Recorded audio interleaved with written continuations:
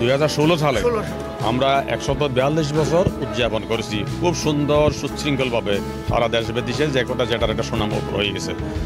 আমরা এটাও জানি যে এই স্বভাবতই দক্ষিণাঞ্চলের সবচেয়ে শ্রেষ্ঠ একটা বিদ্যাপীঠ হিসাবে এই স্কুলের স্কুলের ছাত্ররা দেশের উচ্চ পদে সামরিক বাহিনী বেসামরিক উচ্চ পদে প্রশাসনে রাজনীতিতে আইন ব্যবসায় এবং চিকিৎসা পেশায় দেশের মধ্যে গুরুত্বপূর্ণ একটা স্থান দখল করে আছে এবং তাদের অনেকেই অধিকাংশই 2016 সালে এখানে উপস্থিত হয়েছিল।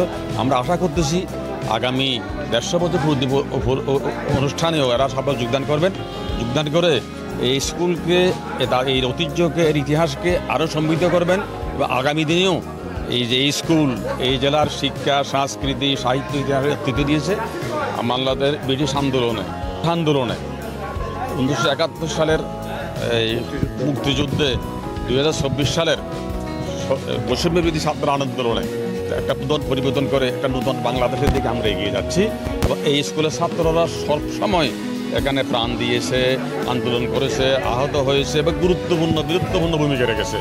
আগামী দিনেও নতুন বাংলাদেশ করতে এই স্কুলের ছাত্ররা একটা ভূমিকা পালন করবেন আমরা আশা করি এবং এই 150 বছর পূর্তি সুন্দর সুশৃঙ্খল অনুষ্ঠিত হবে এই আশা আমরা ব্যক্ত করতে পারি ইনশাআল্লাহ। হ্যাঁ, আমি কক্সবাজার হাই স্কুলের 1970 ব্যাচের ছাত্র। আমি 1970 সালে তখন এক গণ অভ্যুত্থানের সময় আমরা এসএসসি পরীক্ষার্থী ছিলাম। কর্মকাণ্ডে আমি জড়িত ছিলাম।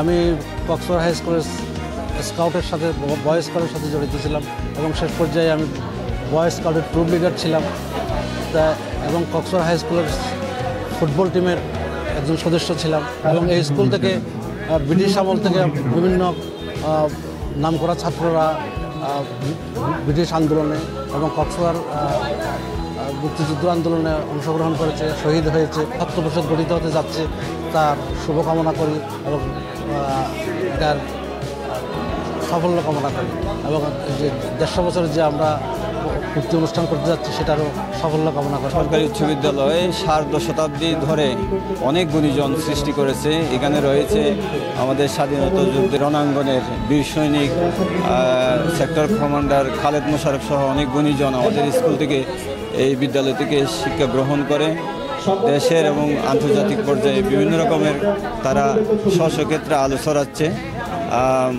তাদের দৃষ্টান্ত আমরা অনুসরণ করে আমাদের নতুন প্রজন্মের যারা শিক্ষার্থী তাদের পূর্বসূরীদের গল্প শুনিয়ে তাদেরকে আমরা আগামী দিনের জন্য করার প্রস্তুতি আমাদের রয়েছে এবং আমাদের শিক্ষকগণ অক্লান্ত পরিশ্রম করে তাদের আদর্শ পুরাতন যে শিক্ষার্থী এখান থেকে শিক্ষা গ্রহণ করে নিজেকে সমৃদ্ধ করেছে তাদের আদর্শকে ধারণ করে তাদের আদর্শ দৃষ্টান্তগুলো আমরা তাদের কাছে তুলে ধরে আমরা তাদেরকে প্রতিষ্ঠিত করার কাজ অব্যাহত রেখেছি। ধন্যবাদ।